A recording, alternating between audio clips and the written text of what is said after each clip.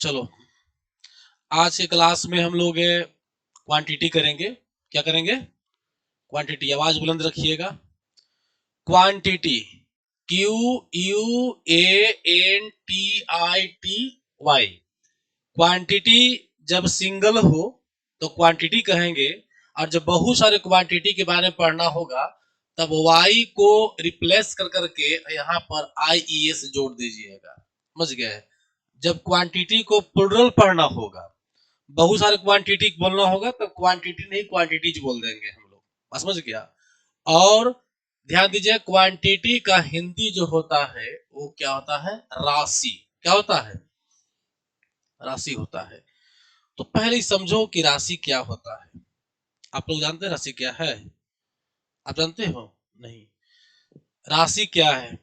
राशि भौतिक का, ध्यान सुनिएगा, राशि भौतिक का वह पद है जिसे हम लोग संख्या में व्यक्त कर सकते हैं। जिसे हम लोग संख्या में व्यक्त कर सकते हैं। मतलब जैसे अगर देखो, आप बोलोगे कि आलू, आलू बराबर 5, सिर्फ बोल दिया आलू बराबर 5, इसका कोई मीनिंग नहीं निकल रहा है कि आलू का वजन है, कि आलू 5 दिन पहले कुबड़ा या 5 दिन पहले बाद लगाया गया, इससे कोई मीनिंग नहीं निकल रहा है। लेकिन यहां पर अगर लिख दिया जाए आलू का द्रव्यमान 5 kg, अब एकदम स्पष्ट हो गया कि आलू का बोलचाल की भाषा में भार की बात हो रही है। तो आलू वही है, देख रहे हो ना, लेकिन एक नया वर्ड आ गया, द्रव्यमान, और इसके बदले में संख्या कितना आया? 5। अब कोई पूछे कि 5 जो संख्या है, 5 जो संख्या है, ये क्या है? क्या है? ये 3 वर्ड बराबर में है, आलू का द्रव्यमान। तो 5 जो वर्ड है वो क्या है? आलू है, का है, या द्रव्यमान है? तो ये जो संख्या 5 है, इसका एक्सप्लेनेशन प्राप्त होता है किससे? द्रव्यमान से। किससे? द्रव्यमान से। तो इसका मतलब हुआ कि द्रव्यमान क्या होगा? राशि होगा, क्वांटिटी होगा। समझ में आया? तो जिस भौतिक पद को हम लोग संख्या में कन्वर्ट करते हैं, बदले में लिखते हैं, उसे राशि कहते हैं। क्लियर हो गया? लेकिन एक किताब की भाषा में है, किताब की परिभाषा में है। अब आप व्यवहारिक भाषा में समझो कि जिससे हम लोग मापते हैं, जिसे हम लोग तौलते हैं, जिससे हम लोग नापते हैं, नापना, मापना या तौलना, वही आपका क्या है? राशि है। हम लोग आलू को नहीं तौलते हैं, आलू के द्रव्यमान को तौलते हैं। अगर कोई पूछे, देखो ऐसे, बांस बराबर 10 फीट, इसका मतलब क्या निकला? बांस बराबर 10 फीट, मतलब ये कहीं भी स्पष्ट नहीं है कि बांस की लंबाई है कि मोटाई है कि चौड़ाई है। स्पष्ट है? हालांकि देखो, बांस शब्द से लोग अनुमान लगा लिया कि लंबाई की बात है, लेकिन अगर यहाँ पटरा लिख देते तब अनुमान नहीं लगाते। कहीं घर लिख देते, फ्लैट लिख देते, जमीन की बात लिख कर देते, तो नहीं पकड़ पाते आप लोग। तो बांस को नहीं नापते हैं, हम लोग नापते हैं बांस की क्या चीज को? लंबाई को। ये 10 जो संख्या आया है, ये 10 क्या है? बांस है। 10 लंबाई है, तो 10 जो है ये क्या है भाई? लंबाई है। ये 10 किसके लिए आया है? लंबाई के लिए। दैट मीन्स बोलेंगे कि लंबाई क्या होगा? राशि होगा। दो उदाहरण से आप लोग समझे कि भाई जिसको नापते हो ना, जिसको मेजर करते हो ना, वही राशि है। अच्छा, हम लोग दौड़ते हैं या मेरी गाड़ी चल रही है, तो गाड़ी को नापते हैं, गाड़ी की चाल को नापते हैं, गाड़ी की चाल को नापते हैं, तो चाल राशि हो गया। चाल क्या हो गया? राशि हो गया। बात समझ रहे हैं चीज को? तो इस प्रकार से हम लोग जिसे संख्या में कन्वर्ट कर सकते हैं, जिसे मेजर करते हैं, उसे राशि कहते हैं। दुनिया बहुत तरह की राशियां हैं, लंबाई, चौड़ाई, ऊंचाई, गहराई, गहराई भी नापते हैं, ऊंचाई भी नापते हैं, द्रव्यमान नापते हैं, भार नापते हैं, करंट नापते हैं, पावर नापते हैं, बहुत कुछ नापते हैं। जितने चीज को, जितने टर्म को आप नापते हो, सब की सब क्या है? राशि है। क्या समझा राशि? एकाध गो राशि का नाम आप लोग बताइएगा। एरिया क्या होगा? राशि। एरिया नापते हैं हम लोग, घर नहीं नापते हैं, घर के एरिया नापते हैं। जमीन नापते हैं हम लोग, जमीन के एरिया को नापते हैं। अरे बोल चाल की भाषा में भले बोल दिया, कलुया तौल दिया, है ना, यह खेतवा नाप दीजिए। हम लोग खेत नहीं नापते हैं, खेत की लंबाई नापते हैं, खेत की चौड़ाई नापते हैं, खेत की परिधि नापते हैं, और खेत की क्षेत्रफल, एरिया नापते हैं। वास्तविक चीज को ना, तो बाबू हम लोग जो है खेत नहीं नापते हैं और ना घर नापते हैं। घर का एरिया, वॉल्यूम जो नापना है नाप, ये सब नापते हैं। तो जिसको नापते हो वही तो राशि है। तो राशियां बहुत सारे फिजिक्स में है। अगर मैथ की बात करो तो मैथ में क्षेत्रफल हो गया, परिमाप, परिधि, त्रिज्या, व्यास, ये सब नापने का चीज है। ये सारे क्या है? राशियां हैं। क्लियर हो गया? अब देखो, हम लोग यहाँ जो पढ़ने आए हैं वो कंपटीशन के व्यू से पढ़ रहे हैं, एग्जामिनेशन के व्यू से पढ़ रहे हैं। तो ये समझना है, रेलवे, एसएससी या जितना भी जनरल कंपटीशन हो, चाहे केंद्र सरकार का वैकेंसी का हो, चाहे स्टेट गवर्नमेंट का हो, वैकेंसी में जो ही प्रश्न आते हैं राशियां से, वो क्लासिफिकेशन से आता है, राशि की वर्गीकरण से आता है, क्लासिफिकेशन ऑफ क्वांटिटी से आती है। तो हम लोग क्वांटिटी का क्लासिफिकेशन पढ़ लेंगे। अब क्वांटिटी नहीं, अब हो जाएगा क्वांटिटीज।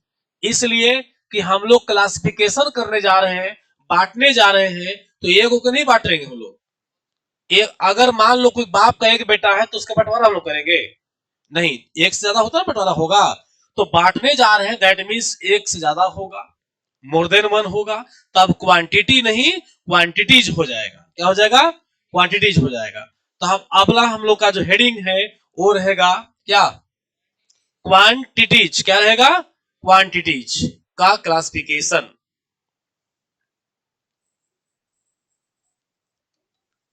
Classification of quantities.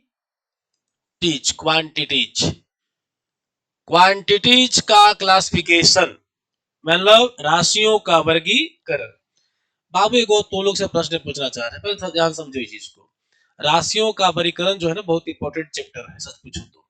किस व्यू से? एग्जाम के व्यू से। पहले एक उदाहरण समझिए।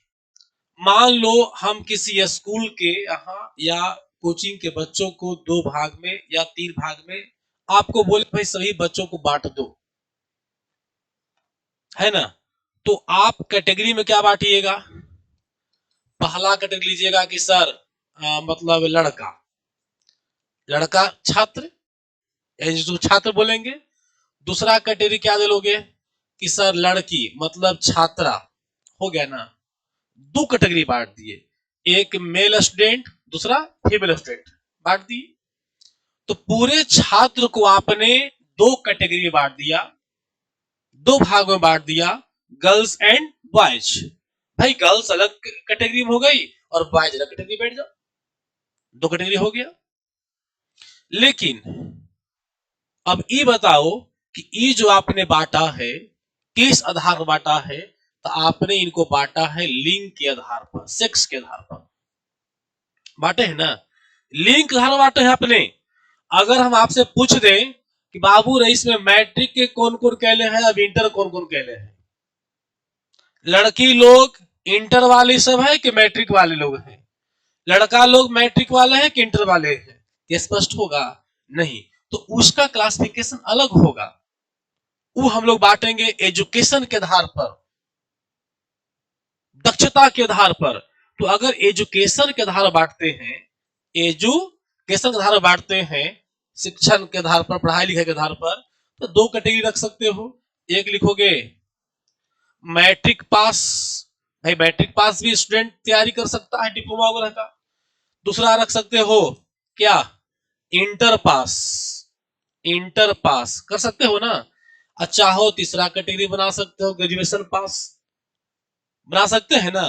तो देखिए अब आपसे पूछ रहे हम कि मैट्रिक पास जितना भी स्टूडेंट है इधर लेफ्ट साइड में बैठ जाओ, हम बोल दिए, और इंटर पास जो है वो राइट साइड में बैठ जाओ। तो ये बताओ कि मैट्रिक पास में केवल लड़का होगा कि लड़की भी होगी? दोनों होगा। और इंटर पास में दोनों होगा। अच्छा इसका क्लासिफिकेशन से इस क्लासिफिकेशन में कोई मतलब नहीं है। ये लड़का मैट्रिक ही पास होगा यह संभव नहीं है। ये नहीं कह सकते हैं कि जितना लड़का ऐसा मैट्रिक पास है, कुछ लड़का इंटर पास भी हो सकता है, हो सकता है ना। तो क्लासिफिकेशन का यहाँ आधार क्या लिए, लिंग के आधार पर, यहाँ ले लिए एजुकेशन के आधार पर। बात समझ रहे हैं? तो इसी प्रकार से हम चाहे तो एक आधार पर और बांट सकते हैं, एक आधार पर और बांट सकते हैं। कैसे बनाओ, बांटोगे, कैसे बांटोगे? मोछिया वाला स्टूडेंट अब बिना मोछ वाला स्टूडेंट नहीं हो सकता है कि जकर मोछ जम गए हुए ने बैठ, और जकर मोछ नहीं जमा हुए ने बैठ, दो कैटेगरी हो गया। तो कैटेगरी आप बहुत तरह से अलग अलग बांट सकते हैं। बंटवारा करने के लिए अगर आधार अलग अलग हो तो कई एक तरह से बांट सकते हैं। तो हम लोग उसी प्रकार से एग्जामिनेशन की दृष्टि से राशि को दो भाग में बांटेंगे। क्या भाग में? दो भाग में। देखिए कौन कौन होगा।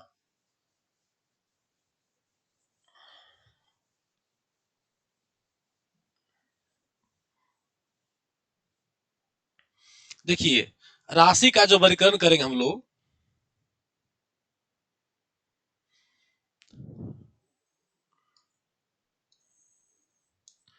पहला मानेंगे बनावट के आधार पर, बनावट के आधार पर, बनावट के आधार पर, on the basis of structure, on the basis of structure, बनावट के आधार पर राशि कैसे बनी है। जैसे लिंक आधार बांट दिया आपने, गर्ल्स ऑफ बॉय। तो कंस्ट्रक्शन के सॉरी स्ट्रक्चर के आधार पर, बनावट के आधार पर राशि भी बांट सकते हैं। तो बनावट के आधार पर राशि दो प्रकार के होगा। क्या प्रकार के? दो प्रकार के। एक पहला होगा फंडामेंटल, या जिसको बोलते हैं मूल राशि। क्या बोलेंगे उसको? मूल राशि। क्या बोलेंगे उसको? मूल राशि। और दूसरा हो गया आपका व्युत्पन्न राशि। दूसरा क्या हो गया? व्युत्पन्न राशि। तो बनावट के आधार पर राशि कितने प्रकार के? दो प्रकार के। कौन कौन? मूल राशि और व्युत्पन्न राशि। मूल राशि को अंग्रेजी में हम लोग बोलेंगे बेसिक क्वांटिटी। क्या बोलेंगे इसको? Basic quantity. और व्युत्पन्न को बोलेंगे, क्या बोलेंगे? डिराइव्ड। क्या बोलेंगे? Derived quantity, derived quantity. तो राशि बनावट के आधार पर दो प्रकार की होती है। एक पहला बेसिक क्वांटिटी, दूसरा डिराइव्ड क्वांटिटी। इसको फंडामेंटल क्वांटिटी भी कह सकते हो। चलो ध्यान दो। तो बेसिक क्वांटिटी और डिराइव्ड क्वांटिटी किस आधार पर? बनावट के आधार पर हो गया।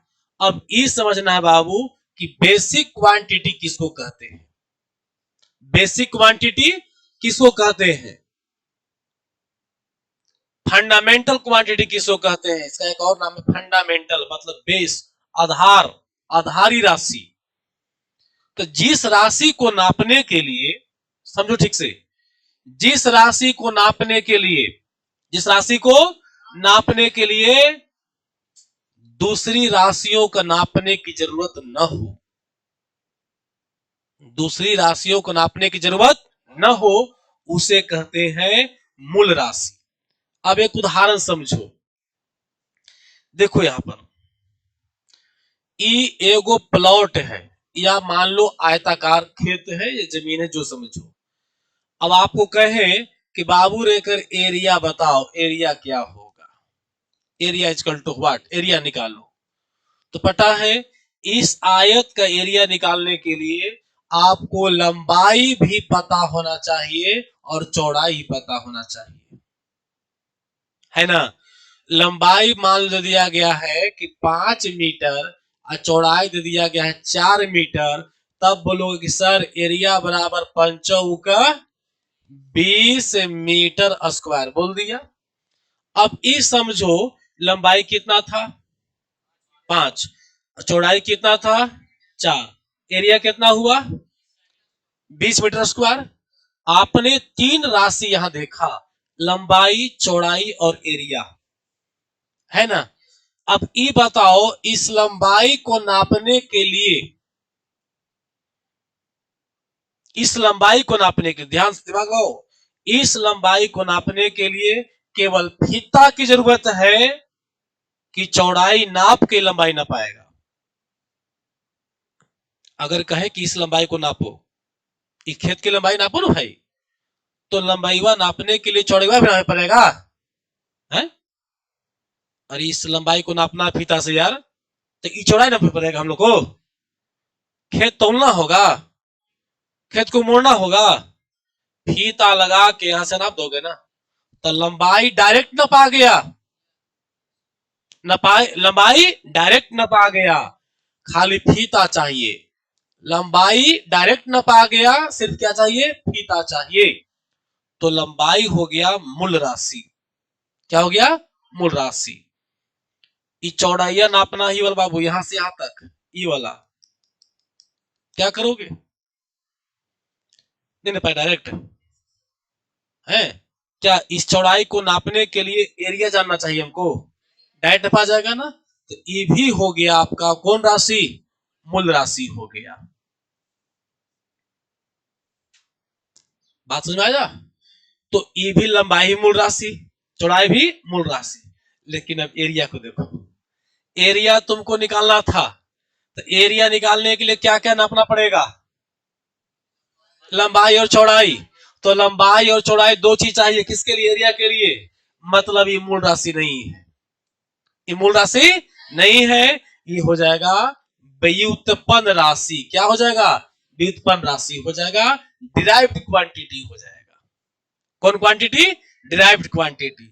मतलब जिस राशि को निकालने के लिए, जिस राशि को निकालने के लिए या नापने के लिए कम से कम दो राशि को नापना होता है, तब हो गया व्युत्पन्न राशि। अब एगो तुमको चाल की बात कर देखो, अगर चाल निकालना है, क्या निकालना है चाल, तो चाल निकालने के लिए क्या करना होगा बोलो, अरे भाई दूरी बटा समय लिखना होगा ना, तो दूरी भी पता होना चाहिए और समय ही पता होना चाहिए, तब चाल निकलेगा ना। तो इसका मतलब है कि चाल जो होगा डिराइव्ड क्वांटिटी होगा, चाल कोची हो जाएगा डिराइव्ड क्वांटिटी हो जाएगा। समझ में आया। तो जिसको नापने के लिए कम से कम कितना चाहिए, 2 से अधिक चाहिए, तब वो डिराइव्ड हो गया। और जो सिंगल नपा जाए एक बार में, बेसिक।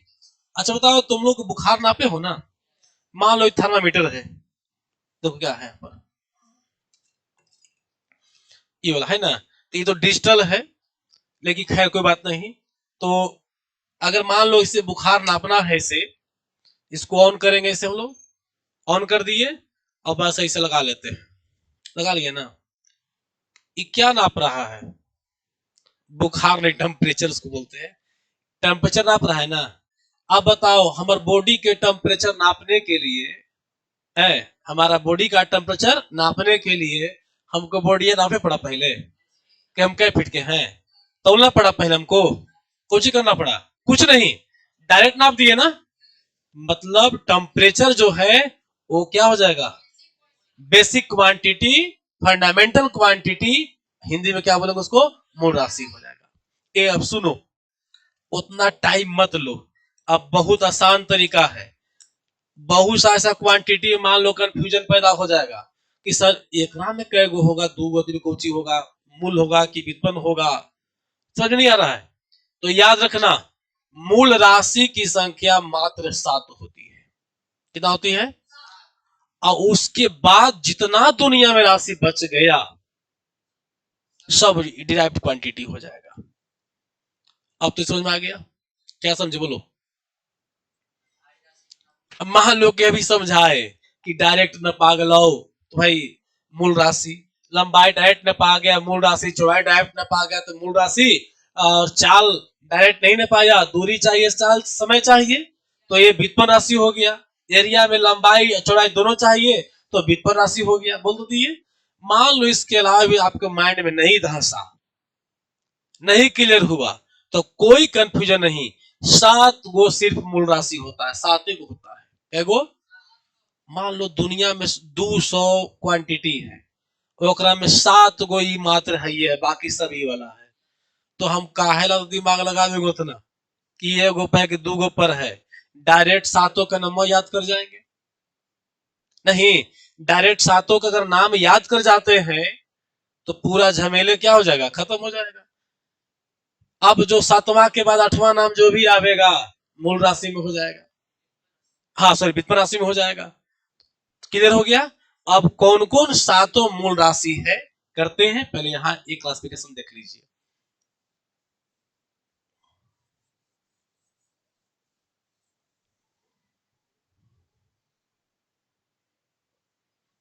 देखो, बनावट के आधार पर राशि 2 गो हो गया, मूल राशि और कौन राशि, व्युत्पन्न राशि हो गया।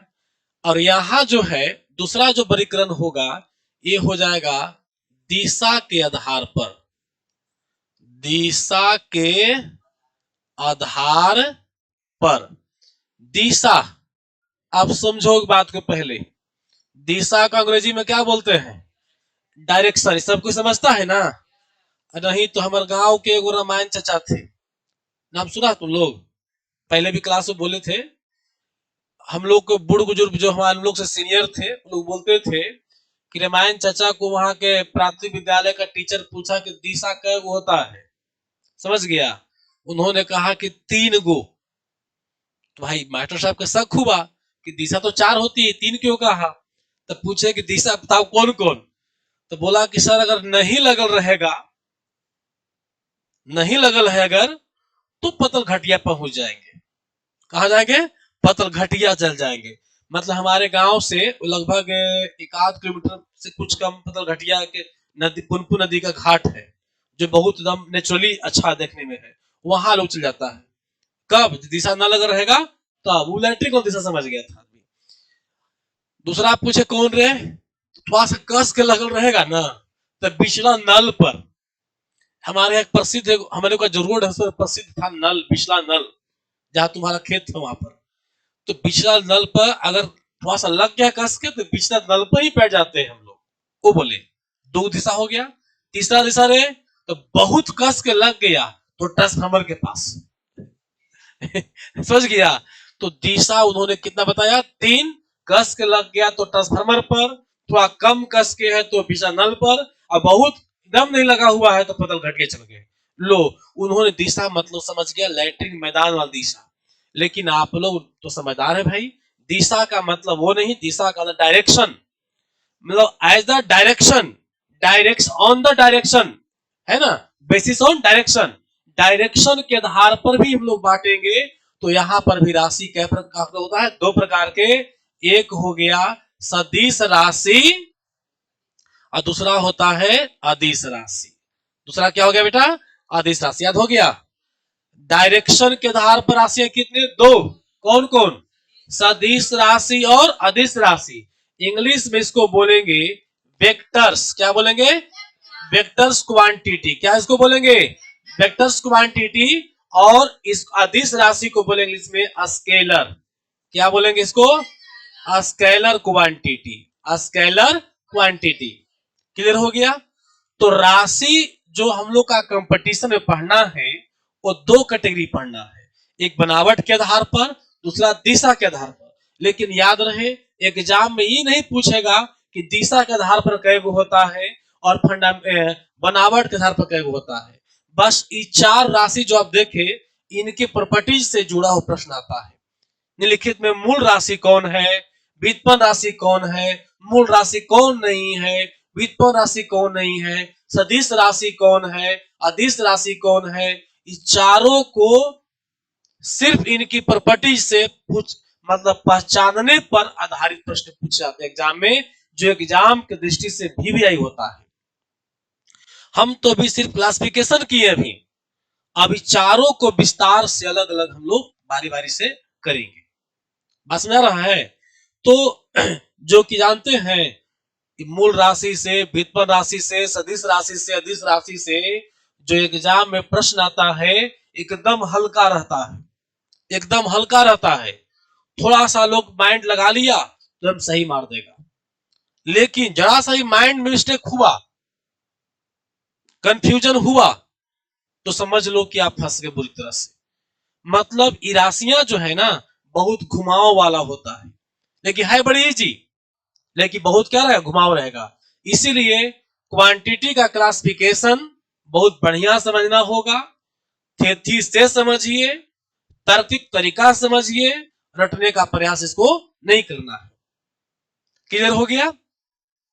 एक बार फिर से, मूल राशि इंग्लिश में बेसिक क्वांटिटी या फंडामेंटल क्वांटिटी, व्युत्पन्न राशि को डिराइव्ड क्वांटिटी कहेंगे इसको, और दिशा के आधार पर सदिश राशि इंग्लिश में वेक्टर क्वांटिटी, और अदिश राशि इंग्लिश में स्केलर राशि, स्केलर क्वांटिटी बोलेंगे।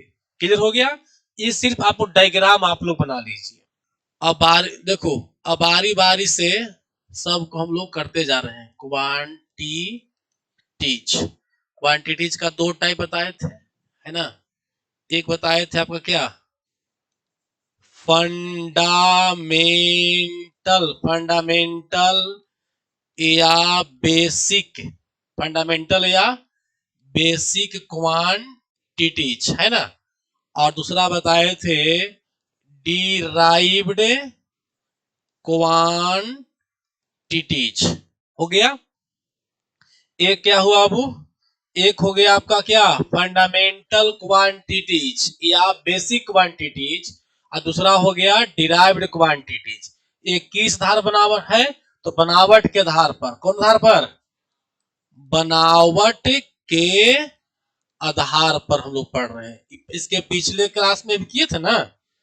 तो बनावट के आधार पर फंडामेंटल क्वांटिटी या बेसिक क्वांटिटीज हो गया, और इधर हो गया डिराइव्ड क्वांटिटी। इसको हम लोग बोलते हैं कौन राशि, मूल राशि। क्या बोलेंगे इसको?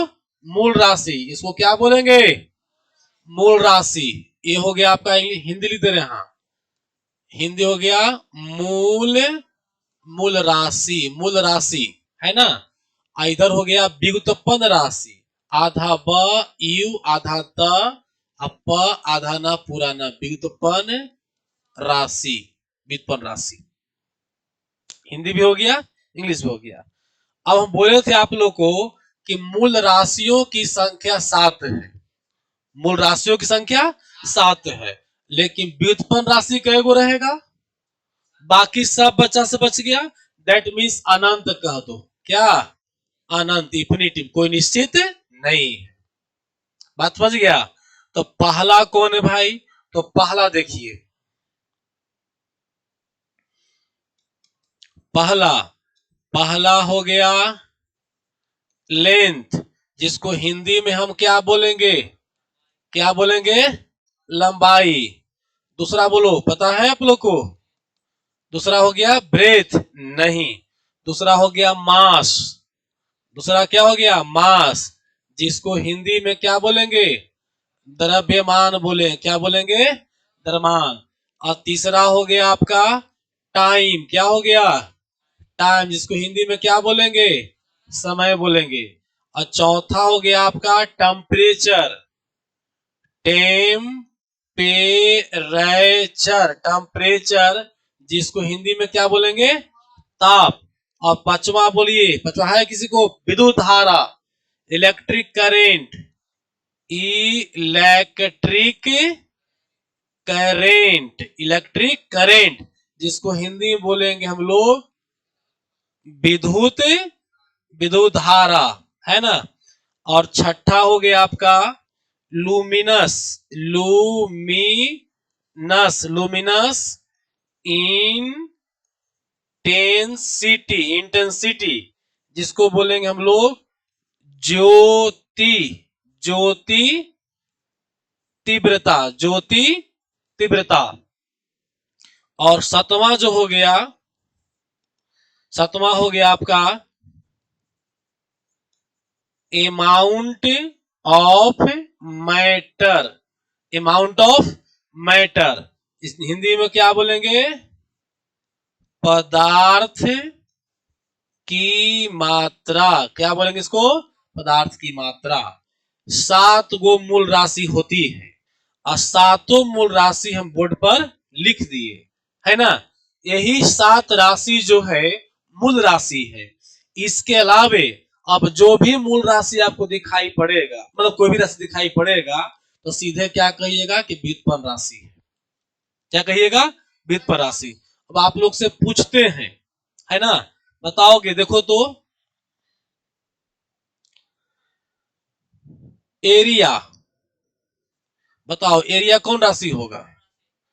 है एरिया व्युत्पन्न राशि होगा ना। बिना कंसेप्ट के कैसे समझे आप कि भाई सातों में नहीं है? सातों में है कहीं? नहीं है। अगर आपसे हम पूछे स्पीड कौन राशि होगा? अच्छा, इसलिए क्या समझ रहा है कि इधर लिख रहे हैं ना ना। अच्छा, स्पीड इसमें है कहीं? नहीं। अच्छा, अब बात करें हम वेट का। WI, ना, WEI, वेट। बताओ वेट किस में आएगा? व्युत्पन्न राशि में आ जाएगा। इसमें है कहीं? नहीं है। अगर आप फोर्स की बात करें, फोर्स की, तो व्युत्पन्न राशि फोर्स इसमें नहीं है। बाबू अब इस समझो आप लोग कि 7 के अलावा जो भी नाम आवेगा सब व्युत्पन्न राशि डिराइव्ड क्वांटिटी में होगा। कौन क्वांटिटी? डिराइव्ड क्वांटिटी होगा। तो क्या आज के बाद आप लोग पहचान जाइएगा ना? बहुत ही इजी है। हम सातों का नाम याद कर जाएंगे बाबूजी के नाम की तरह। नहीं, अरे पापा का नाम याद कर ले तुम बाबू, वैसे एक याद कर जाओ, फलन सिंह। लेंथ, है ना, length, mass, time, temperature, electric current, luminous intensity, amount of matter, 7 गो है। एक उदाहरण और दें? ठीक है। HIGHT, HIEGHT होता है हाइट। बताओ ये हाइट जो है किसमें आएगा? डायरेक्ट क्वांटिटी किसमें आएगा? इसमें ना आएगा, क्योंकि इसमें कहीं है नहीं। एकदम सही कहा आपने बाबू, फंस गया आपने। हाइट, देखो भले लग रहा है तुम लोग को ना कि हाइट जो है इसमें नहीं है, लग रहा है ना कि हाइट इसमें नहीं है, लेकिन कंसेप्ट याद करो। हाइट कोची में आएगा? हाइट कोई चीज के नापे लगी है तो क्या चौड़ाई नापे पड़ेगा? डायरेक्ट नाप देंगे ना। तो हाइट जो है बाबू यहां पर नहीं होगा, हाइट यहां पर होगा। तो बोलोगे सर तो 8 गो हो गया मूल राशि। नहीं नहीं, इसमें लंबाई का पार्ट है। हाइट किसका पार्ट है? लंबाई का। अब बोलो सर ऐसे कैसे? यस, एक बांस लो ऐसे, है ना, तो बोलते हैं कि बाप रे बाप बड़ी ऊंचा है। क्या बोलोगे? ऊंचा। बांस खड़ा है तो क्या बोलोगे? बहुत ऊंचा है। अब जब ऐसे बसवा के कुबार के और नीचे गिरा दो, तब उसी बसवा को ऊंची बोलोगे? बहुत लंबा है। तो जितनी उसकी ऊंचाई थी गिरने का लंबाई बन गया। और गड्ढा में गिरा दिए।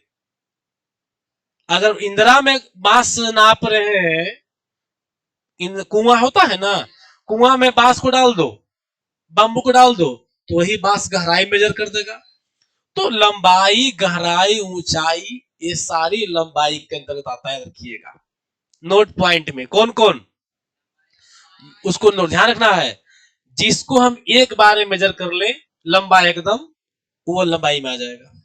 अच्छा बताओ तो ये हमारी जो मोटाई होगा, मोटाई नापना है इसे फीता से, तो मोटाई तो भाई इसमें कहीं नहीं है। थिकनेस कहीं है?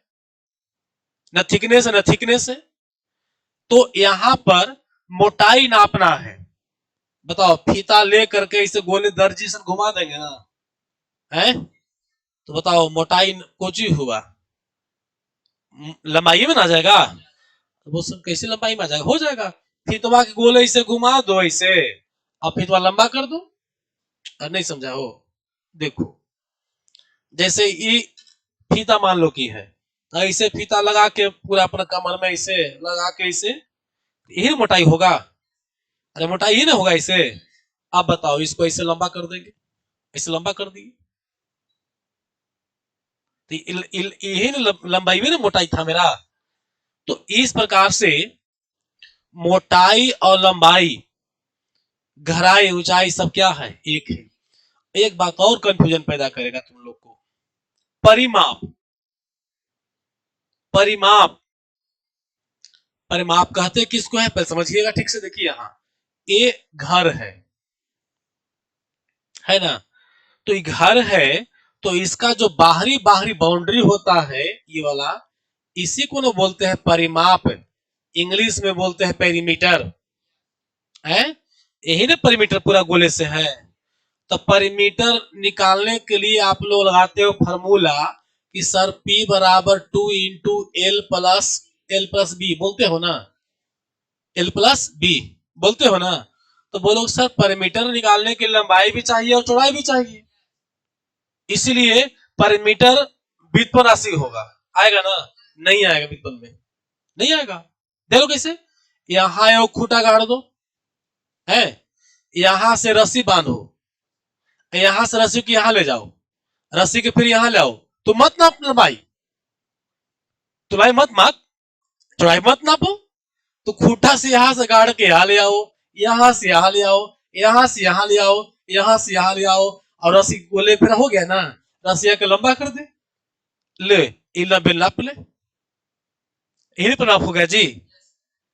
इसी को जोड़ दिया तुम लोग, लंबाई लंबाई चौड़ाई चौड़ाई, 2 बार लंबाई जोड़ दिया, 2 बार चौड़ाई जोड़ दिया।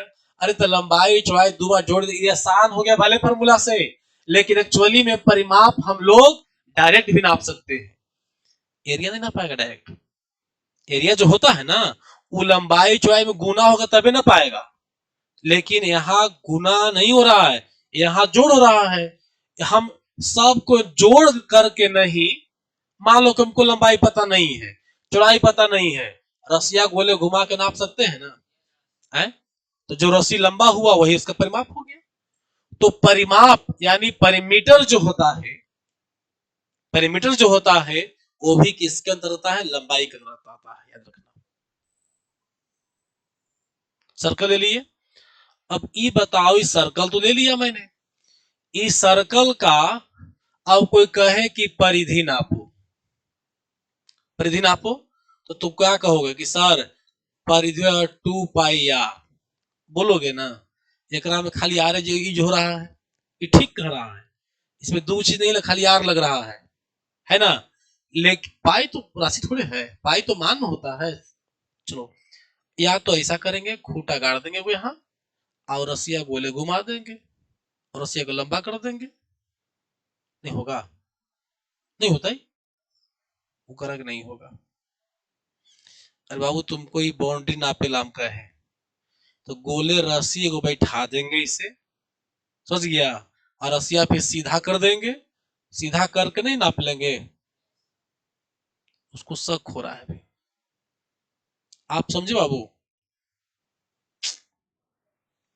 अरे तुमको एक गोले नापना है कि कै मीटर लंबा ऐसे गोले है, चलो हटाओ, गोले नापना है तो इसको खोल दो यहां से और सीधा कर दो, क्या बन जाएगा बोलो, तार बन जाएगा ना। तो जो तारवा के जितना लंबाई होगा उतने में गोलैवा होगा, तो गोलाई ही लंबाई है, लंबाई ही गोलाई है, बस में इस चीज को समझना है खाली हम लोग को, समझ गया ना, बड़ी हार्ड चीज नहीं है। अच्छा बताओ, अब यहां से यहां हमको इस सेंटर हो गया, यहां से हमको व्यास नापना ही वाला, ये वाला देखो,